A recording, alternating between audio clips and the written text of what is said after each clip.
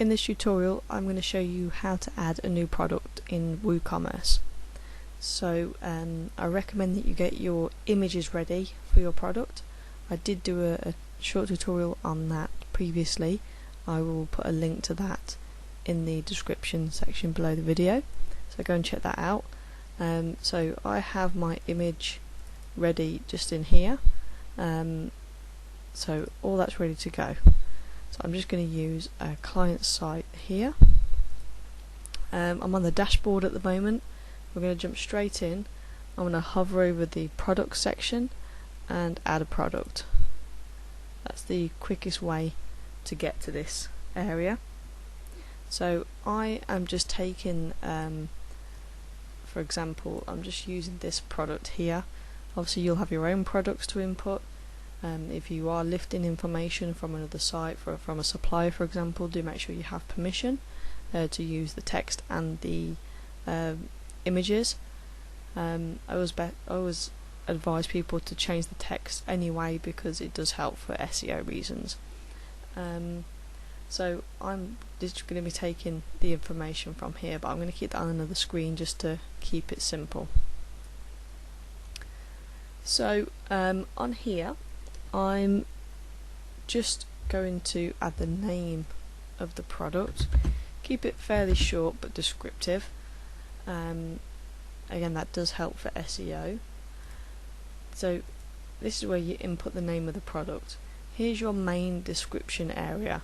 So you want to be putting in a lot of the main information about the product in there. So I have just literally just taken that from the website that I've just shown you, and that's all in there ready. So now I'm going to add a short description, which is put in this box down here, just as a little bit of an intro to the product. So that pops in there. If you are lifting from other sites, you'll probably get some issues with spacing and things like that, but I'm not going to worry too much about it for this tutorial. It's just to give you a general idea. That should help a little bit. So we've added a product name, a main description. I'm just going to skip this middle box a second. We've added a short description down here as well. Now we're going to go into the main product data.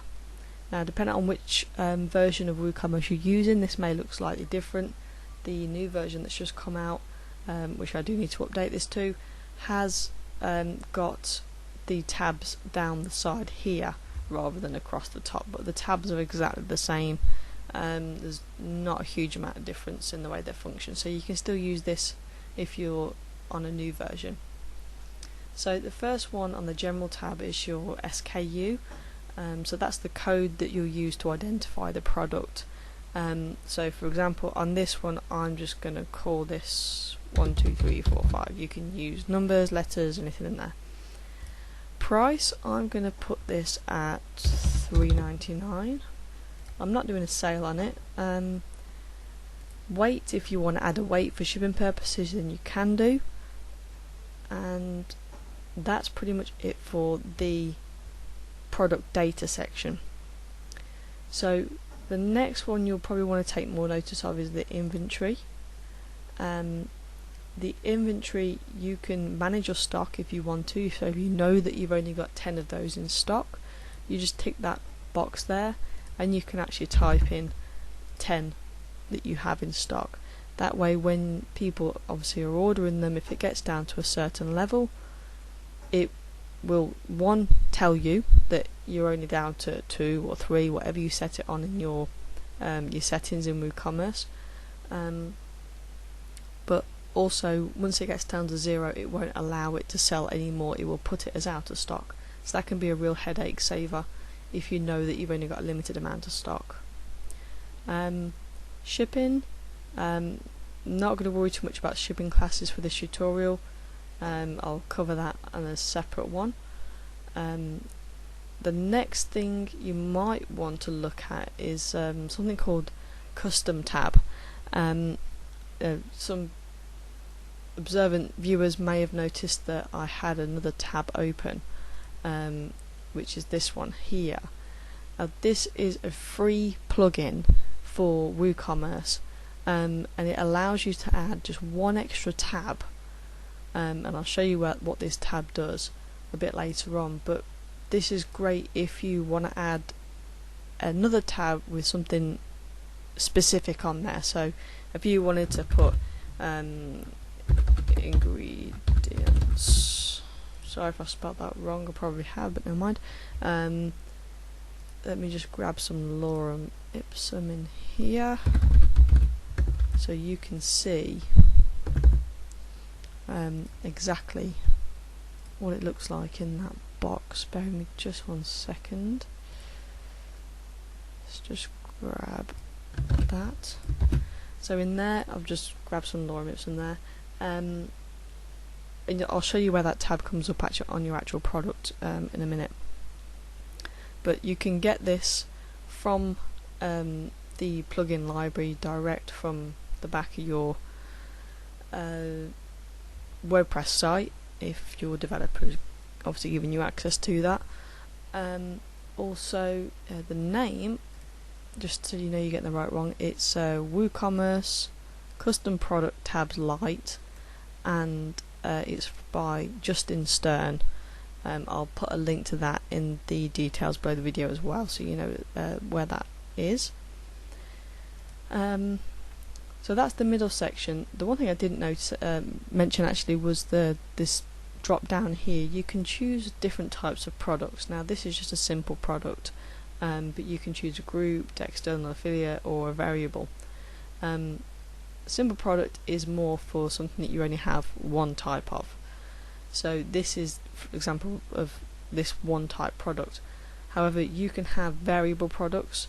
Variable products are also quite popular. They'll be the products that you see with a drop-down menu with maybe different colours of one product or a size. So that's where you come into variable products. I'll do a different tutorial on variable products because that is a little bit more long-winded. You can also have virtual and downloadable products as well. Again, I'll cover those in a separate tutorial. The main thing for this is simple product. Now, because this site is already I've already uploaded some product categories, and you can do that through adding them here if you want to, or you can add them through this section here. Again, I'll cover that in a different tutorial. But I'm just going to pick the categories that I want this particular product to come under. So I've gone for shampoos, I've gone for the brand. In this particular site we've got health concerns, so I'm going to look at hair care, and I think there was one for hair loss somewhere. Right.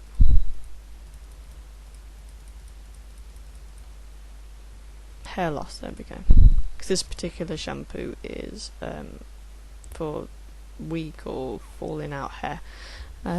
So that's the categories that I want.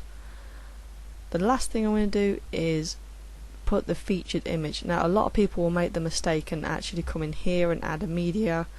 That's the wrong way to do this. You're not going to get it set up properly on that way. So you need to come into here, go to set featured image, upload your file. Now the file for this is on the desktop, it's already found it on here, so I'm just going to go to my web folder because I know that this is ready for my site.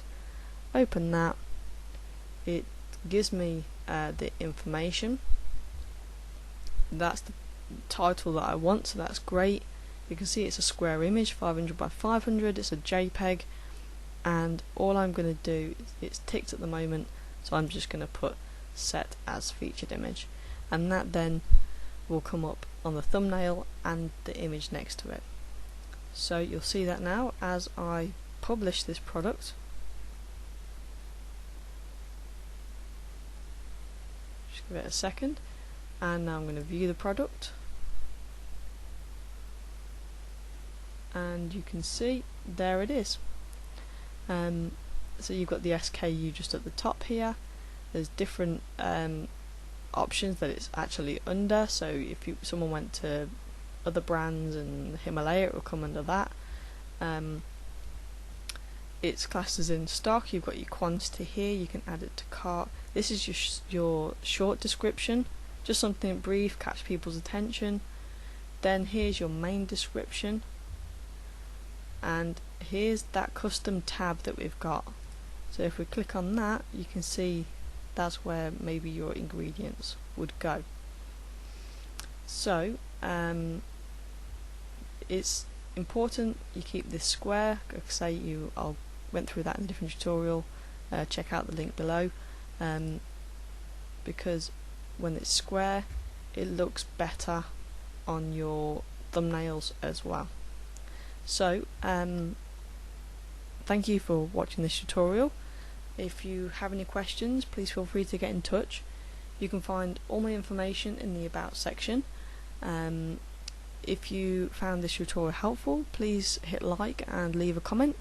Also be sure to subscribe, as I'll be adding more tutorials on a regular basis.